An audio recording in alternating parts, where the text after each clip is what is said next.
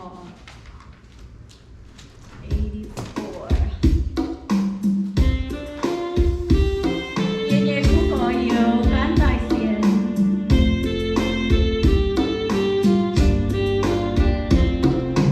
夜夜苦果有甘在先，耶稣，请耶稣天父救领我泪的罪，夜流영민保存平安。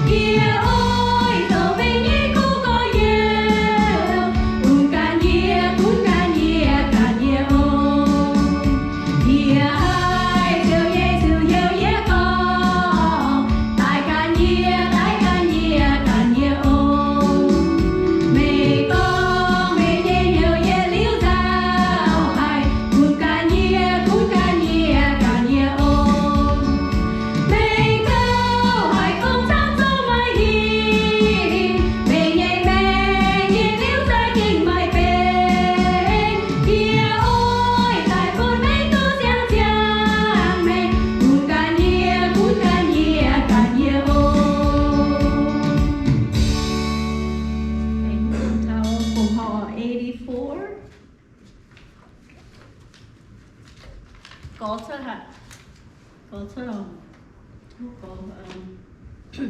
phòng họ 84 爷爷不过有干在线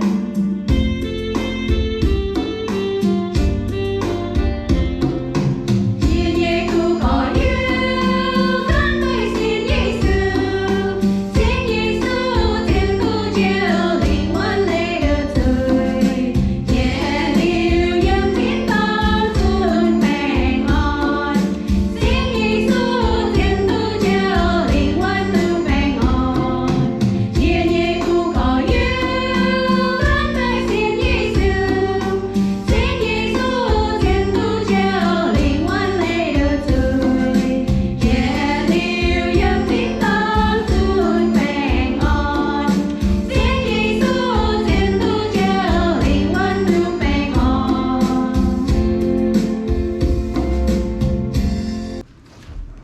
thì lấy xin được số thì họ thôi trong số chỉ xin tay một bản tiêu tin song màเราเป็นbảnที่dung ở na 2000 oh no 1995 như dung à gì anh hàng năm bảo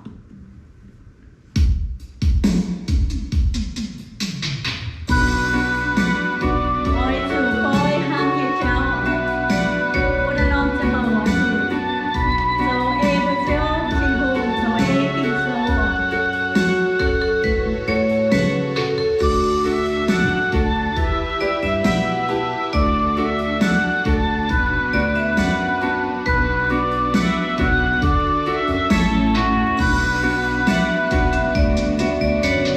Ôi dù tôi với hàng người cha Thâu thiếu thiên cho về cho nhẹ mỏi xin Mai hồn về nhé mai xin dễ nhiệt về Quang dễ nhiệt áo hiền bố lại hùng cha Quang quay xia quay tỏ nhị chơi Phải tin dấu ôi dù ấy dành kính sâu Có mai ấy chén sâu mai hồi mấy dù khẩu Mấy dâu nhé mấy cả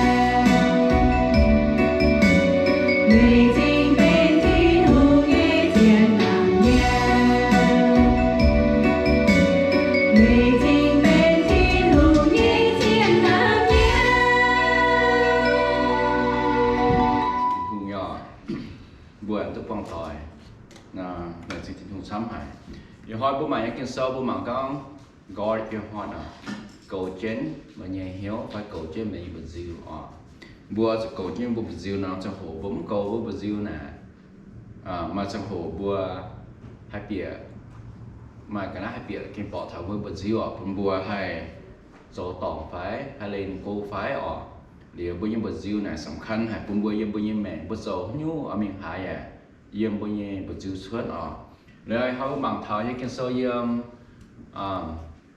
thông minh và yếm tập phải ra như tập phá yếm rồi như chết yếm the book of Psalm, the book of Proverbs chapter 4 verse 23 to 27 những con có một bùa keep your heart with all diligence for out of it is the wellspring of life.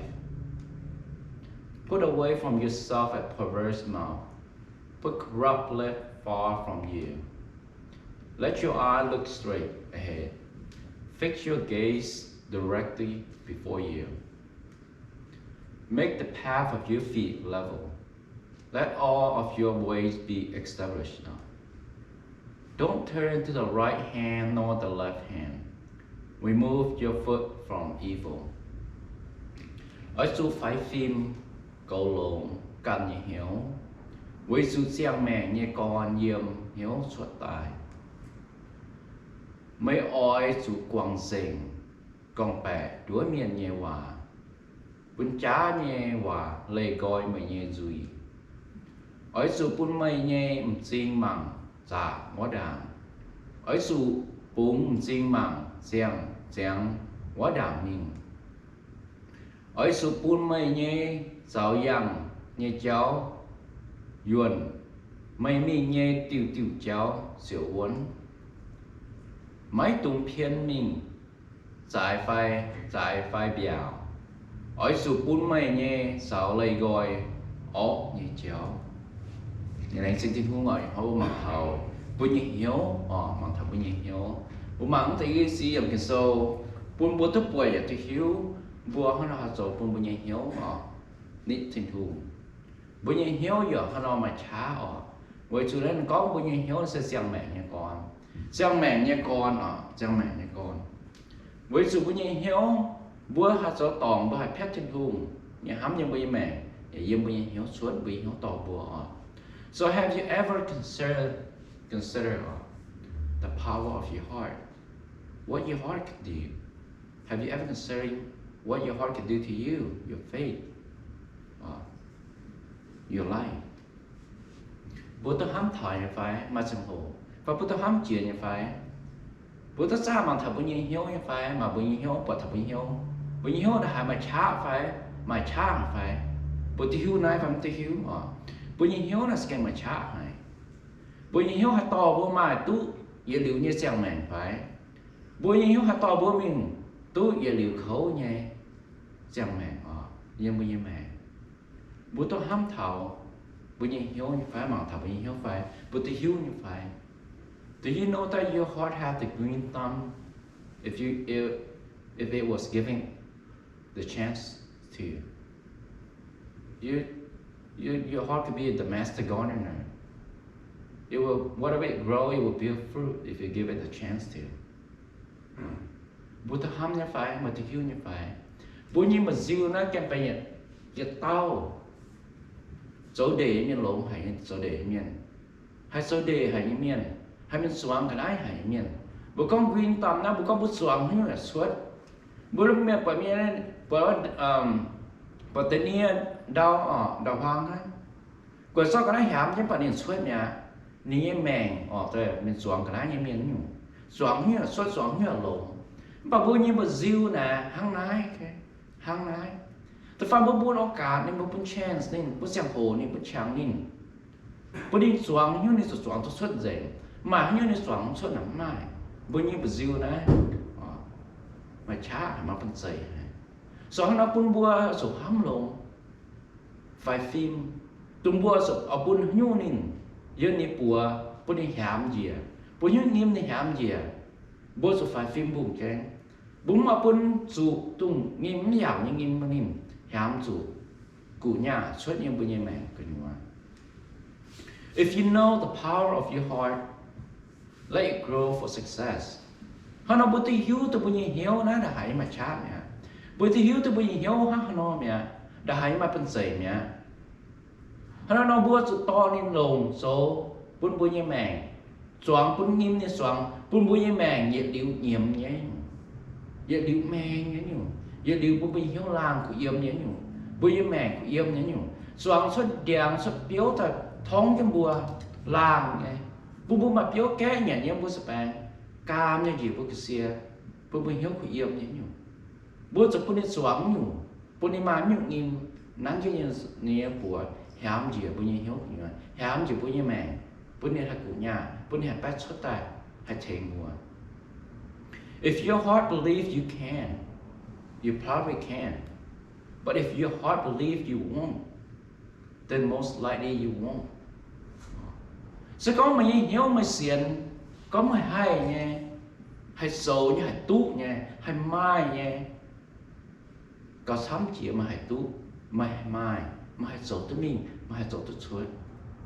Mà có mà pun nông nghiêm yếm mình hiếu có yếm giống cho là choáng cho là yếm hay là yếm mắt thông minh là yếm cao là yếm mắt bên giấy miền là hắn nó mới sao mình hiếu mình mẹ cầu hay zip cầu hay mài tấm hay sắm cho mình hả mỗi sự mà pun mình hiếu nông nghiêm nhỉ như choáng nông nghiêm yếm mình mẹ mày hát ra nhà hám cho này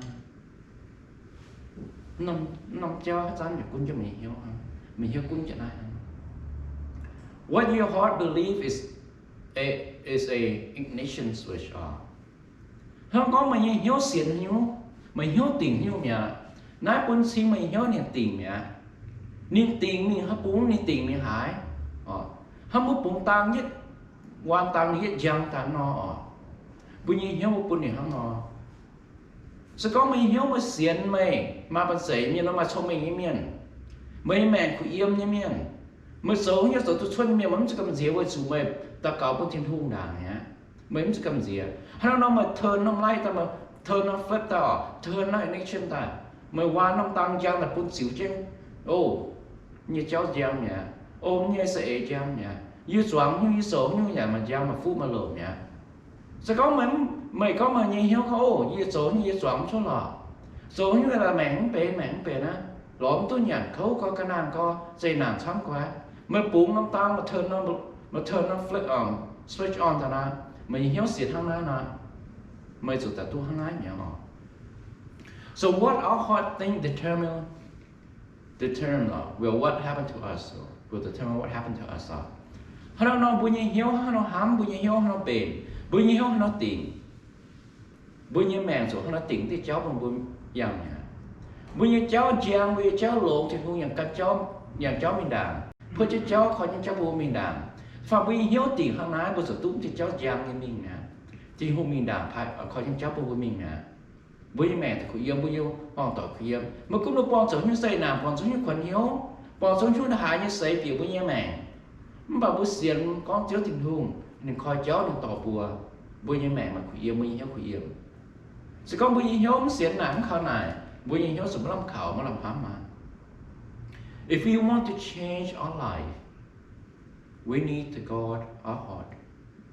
Sẽ có bùa thiếu bùa như mẹ, ở thiếu bùa như hiếu dao, ở thiếu bùa như sầy nà, ở thiếu bùa như khấu, ở thiếu có như kèn khấu hay chôm hay khấu hả tụi nó như màng nắng bên như tụi nó xem tôi tụi nó khó tụi nó tô nắng bùa thiếu bùa như mẹ bùa sự cầu rồi bùa như hiếu cầu chứ bùa như hiếu cho kèm phó chứ bùa như hiếu bùa nắng như phật dây hả bùa phái không kiểu bùa như hiếu này bùa xa bùa sựสัมภาษณ์bùa sự interview bùa sự nài nè bùaแต่ฟันบดเปียกแต่ยังบุญยังแม่งเป็นสบุญย้อมขุยเยี่ยมบุญมักการปุ่นหายเปียกตึ้งน้องแกงยังบุญยังแม่เปียกบุญเหี้ยวกันอยู่หายกุ้นตัวบัวสมัครหลงบัวสกุลหลงบุญเหี้ยวบุญเหี้ยวสำคัญหายยังบุญยังแม่หายยั่วยังบุญเหี้ยวสวดบุญมาจริงเยี่ยวยังบุญเหี้ยวบุญใหม่เขายังบุญเหี้ยวเขาเราบุญจริงเยี่ยวบุญลำเขาเปียกบุญเหี้ยวสุดเจียวจิ้มหุ่นฮะใจนางเขายังบุญเปียกล็อกเจน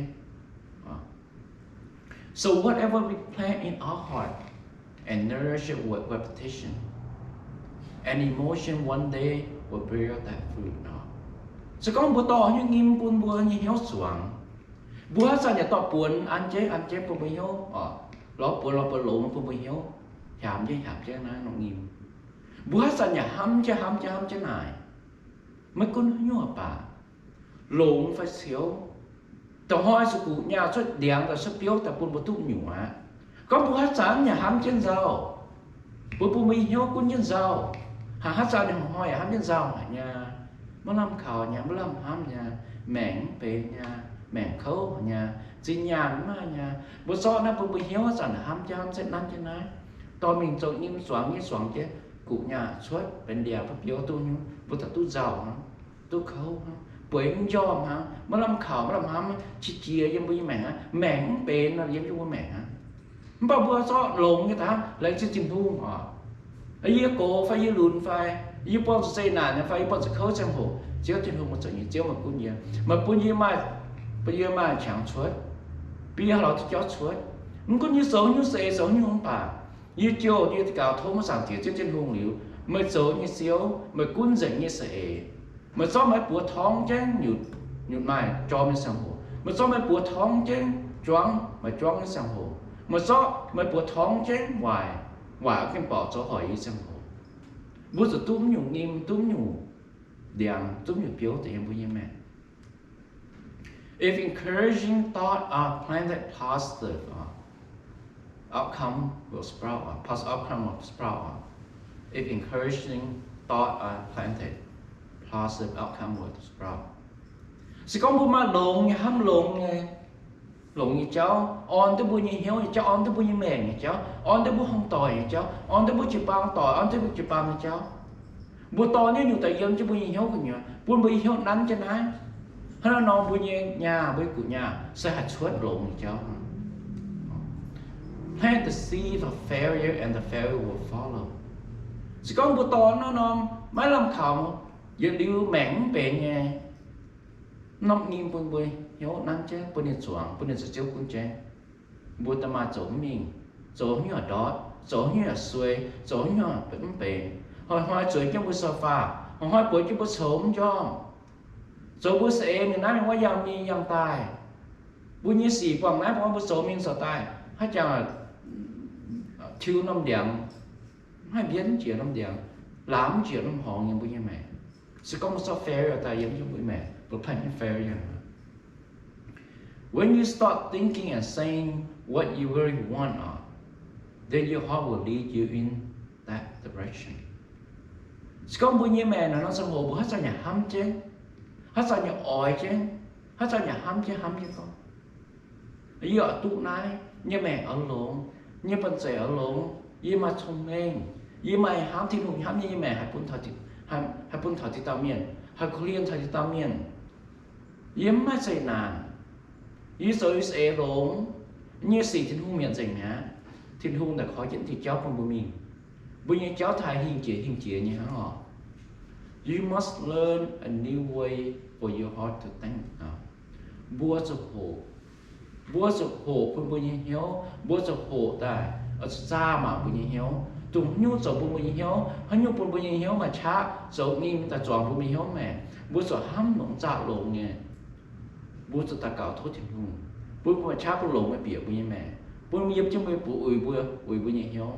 Bố chủ hộ hám lộn như biểu như mẹ biểu như hiếu á bố như hiếu mà lộn như giờ chúng bị hiếu có nhiều bố thật tốt lộn chứ mình whatever your present environment may be you will fail remain arise with your heart mà cũng là quan sự nhẹ xì cháu vấn hà dây nản rào ý sản như xeo hồ mà chẳng cái nắp bằng cái xeo hồ niềm tu to mây khấu phái niềm tu sao mày chọn mèn giang chọn bờ diêu ở yếm phái cũng là bờ diêu phái mà tu hiên chia phái sẽ yếm mình hiếu suối yếm mình hiếu tài sẽ có mình như mèn như sao hải bên hải khấu hát sao của hắn như mèn bên hát sao của hắn như khấu hát sao như hải mà giàu cũng như hiếu hát sao như hải mà giàu mà đủ cũng như bao nhiêu hiếu tê hay to mày phải hay bún mày phèo phải hay sao mày yếm phải họ phải mà hiên chiếm tê sẽ yếm mày hiếu à phải mà cuốn cho mày hiếu mà tập bún tê rau tập bún tê đồ tập bún tê má làm khẩm má làm khảo mà tập bún tê má làm hắm mảng tiền tê yếm mày hiếu mày tắm mai tê yếm mày hiếu à nhớ ở con ô bún tụng hăm nái bún tụng sọ nái bố con hiểm và sọ nhé mà xíu thì hùng nhưng từ xíu phái này cuốn cho mình hiểu gọi cho mình hỏi rồi thố thiên hùng cuốn cho mình hiểu nhưng từ xíu cuốn cho mình hiểu không phải cuốn hay biệt thôi mà it's not the situation that causing you stress it's your heart and you can change that right here right now bring it to your Lord Jesus Christ lay it in front of him let him be the Lord over it ไม่สามารถป้องมีสีมนอน situation นั้นไม่ป้องมีสีมก็ลงไปเสียวปัญหาออกอยู่ตัวโจพวกมันเนี่ยพวกมันคนเหี้ยวหายอย่างนั้นป่วยมันยอมแล้วคนเหี้ยวหายเจ้าอย่างนั้นเสียมเนี่ยเหี้ยวสวยมันใส่ออกบุห้ำเตรียมมีเหี้ยวสวยฮะถ้าใส่เนี่ยห้ำจะห้ำจริงฮะไปเหี้ยวต่อจะนะต่อจะนะมีป่วยมันยอมไปเหี้ยวสวยบัวให้thiếuบัวให้có yên tôi nhìn nhiều dâm mà hiếu sợ mà hiếu mai phải ngon bố hiếu bằng thảo bố tỏ hết chứ bố sàng chứ không dậy nguyên mà hết chứ như sáu rồi sao nhiên mà nên thánh mà bề nên thánh mà miệng nên thánh mà so gọi thô nên tổ chiếu cún mà nên thánh mà nên tổ chiếu cún mà you can choose to be peaceful right here and now peace is a choice and it has nothing to do with what other people do or think about you. Bang on trên nhiều xe mày hãy kín hãy tu những gì mày bữa ta hãy kín mà bang on bữa ta hãy kín mà trên nhiều và bữa ta hãy kín mà khâu và bữa ta hãy kín mà giàu như mày hiểu nãy như bữa kínจะcó miền ta có nhu phải số nhu tổ của mày là mày mảng khâu và mày giàu phải rồi nhé miền bảng yếm phá mùi rồi nhé miền số tổ của gì rồi nhé yêu cho con nói mi hả như kẹt xuống nông khâu rồi nhé bà yếm buôn biệt thà nhé nhớ của nhua yêu ta mà phải ngon nhé yêu ta mà làm hám yêu ta mà làm khảo nhé bà sẽ có yêu buôn nín tê ta biệt thà nhé nhớ của nhua yêu ta hát giải giàu chữ yếm hả hát giải khấu chữ yếm hả bữa mà chữ yêu mà peace mà joy happiness chữ yếm bữa mà choice nhé bữa buôn tê dây nàn biệt thà bữa yếm mẹ nhớ của nhua phải mà buôn và bữa buôn chữ yêu mà làm khảo biệt thà bữa yếm whatever you hold in your heart daily is what you will experience in your life. Hoi nó nắm trong hồ tung như bữa hết chứ bữa hiếu của nhua. Bữa như mẹ ta nắm trong hồ bữa tu experience thế này, bữa tu giảng thế này và bữa tu thế này như bữa như mẹ. Sự con bữa hỏi bữa na ham chứ bữa như hiếu ham chứ, nên chứ tâm như nó mặn gì rồi nó pha mùi đó. Có bữa như hiếu á, bữa như ta nắm nó trong hồ nên chứ, dưới cái khố hay trùng hay nha. Bữa hiếu sản năng thế này, còn bữa hiếu sản năng thì có giá như số như vậy, dương hồn hay như mắt sợi nha. Bữa hiếu hết sao nhà ham thế này năng thế này, bữa như mẹ thò hoi năng thế này, ham cho như hiếu tắm bể, như mẹ tắm bể, tâm như ta mang những pháo mùi, như từ nãy như khó, chưa hung những hài đó. Bữa xong thì năng như hiếu như cái nhua, bữa như lai thoát chán họ hoi chỉ xin ta, bữa ta mang thì dân cho bữa hiếu, nè, bữa ta mang thì dân cho bữa mẹ mà thì để nhỏ cho bữa còn pháp ha. Mà bữa hát sản ăn như bữa như mẹ con chiếu tình như mà chiếu tình hùng, như mà chiếu Giêsu, như mà con chơi là chiếu tình hùng bị mà hùng cha, bị mà em coi mà nhà, bị mà hùng cha không liền gì, như là chiếu tình hùng, như bao giờ dây này bao giờ như khâu, tình hùng nhà bữa như mà cha, bữa mà nói, như bền xem khâu lồng bữa như là chiếu tình hùng, nằm bữa như cũng mà như miền mà những pha mùi phải, mà như là hai cái bỏ yếm phải. Bởi vì hay mà dùng suốt yếm như hiếu hát chàng bảo dùng xe nín hát chàng ta cáo chỗ nín bởi vì hiếu sẵn hỏi chẳng thật chiếu trên hùng nhà hám chẳng chiếu trên hùng nhé bỏ hò như gì hay cho suốt yếm bởi mẹ bởi vì chẳng thật bố bỏ thật chiếu trên hùng bởi hiếu sẵn nhà bảo dùng xe bởi hiếu mà nhiều chứ hả ở xe như sản tiết trên hùng ở praise như hả so you are where your thought have brought you today up mày tôi yếm nó trong hồ mà trái thời trong hồ yếm mà như mẹ này với chú mình hiếu to mày thảo nông trong hồ thẩm nông tọn thẩm khăn mấy như mày thằng ấy sẽ mày hiếu tỏ mày nó sẽ mày hiếu tỏ mày hiếu tỏ mày nó có miền chỗ như phải quan trọng như mày phải nó bảo mà gọi ta mà khơi mày hiếu ta bữa mày hiếu tôi xin tại cháu ta hãy tỏ tới mày thằng nông tọn tomorrow you will be where your heart will take you up vì hắn nhé vì hoa bữa tao thằng nông tọn như bây giờ mẹ bữa như hiếu tỏ thằng bữa nay bữa như trong hoa bữa mình nông tọn giờ nông tọn bữa mình hiếu là mà trong hoa thảo trong hoa tai bữa tôi thảo nông tọn bữa mà giàu cũng như bữa như hiếu dạ bữa hiếu tỏ cho mình là nông tọn thảo nông tọn tai giờ trong hoa bữa mai ai hé chim vô giờ bữa như hiếu giờ bữa mẹ bữa như hiếu tỏ bữa mình thảo nông tọn tai giờ bữa phai à giờ bữa kín à giờ bữa cầu bữa như hiếu cún bữa hiếu cả bữa nó cún bữa như hiếu bữa nó cầu bữa như hiếu. You have powers. You can do things you never thought you could do. Ý rằng bữa hoa bữa hiếu thảo, bữa mà cha nha, bữa mà choice nha, bữa mà chàng như bữa hay kín nha.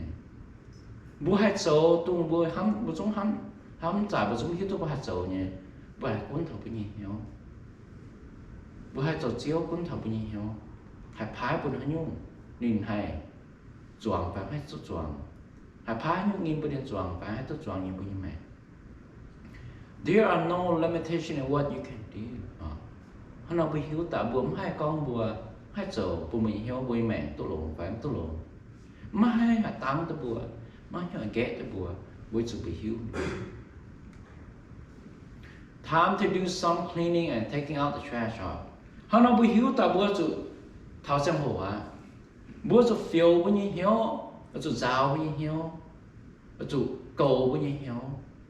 Tu như nhung cho bún bún nhẹ mèn, dao bún bún mèn, bún bún cho bún mèn, mất lâm khảo bún mèn, mất bền, bún chó quảng mình, bún nhẹ Phật thốn tai, không có chẳng cho Phật thốn, Monday, Tuesday, Wednesday, tháo trong hồ bún ta lò bún nhẹ béo phất, bún nhẹ béo được, bún nhẹ là nó Phật thốn một số dạng tấp tôn Phật thốn phong dự đi trả hệ mình, bún chẳng ta thọ quảng nhá, bún nhẹ phải háng nghe, bún số lò là nó có lò nó chẳng, tu nó Phật thốn một phất, bún tổ tấp nó Phật thốn này, Phật thốn này. Buổi sáng ta tập chết tôi Phật thốn. Is it on a Sunday morning, Tuesday morning, Wednesday morning? Tụi nó trong hồ mà thảo chết thì nung ta cao á. Mà cho tập chết nó Phật thốn tập chết nó của phụ một chết thì nung mình phiếu trình. Giờ mình hiểu không nhiều. Mấy mình chủ giàu không cầm gì à? Mà cả năm đây mấy trash đây à. Hắn hỏi chẳng là thọ Phật thốn quảng. Hắn hỏi chết thì nung thọ mình là pháp quảng như mấy mẹ. Thọ mình là pháp mình giàu mình xây nằm mình khấu như mấy mẹ quảng này. Bữa đó lắm hỏi ta. Plant the glory of God in your heart and you will see His miracle. Chọn giáo tình hùng như chẳng làm dâm như mẹ mà như hiếu của nhau. Mày giả tu bật giáo tình hùng như bỏ hỏng như sĩ mày mẹ. Mà gió tình hùng như chẳng làm như mày hiếu của nhau. Mày tu bật như chẳng làm. Mày gió bỏ hỏng như sĩ dâm mày hiếu của nhau. Mày tu bật giáo tình hùng bỏ hỏng như sĩ mày mẹ. Lên sinh tình huống ngoài hỏi bố mạng thảo này có your heart bố ta tạo my choice nhé bố như mẹ với situation today where we are tomorrow where you will be is where your heart will take you. You have that choice to let it in your heart. You have control of it. You have that key. Bố như mẹ bố sổ chiếu cũng bố như hiếu bố mai Phật xây bố mai bố sổ nông càng tài ý hoa bố yếm nái cho hoa bố thảo hóa bố như mẹ mà xây nào mà khấu phá bố như mẹ bố như hiếu mà phải ón mà cho nhiều phá trả hàm na hàm hoa phá bố mà xít bố mà chẳng bố hay ghé bố hay bố bịa như bố hiếu bố tay cho của nhà như bố mẹ bố lo chứa chứ không bố định cuốn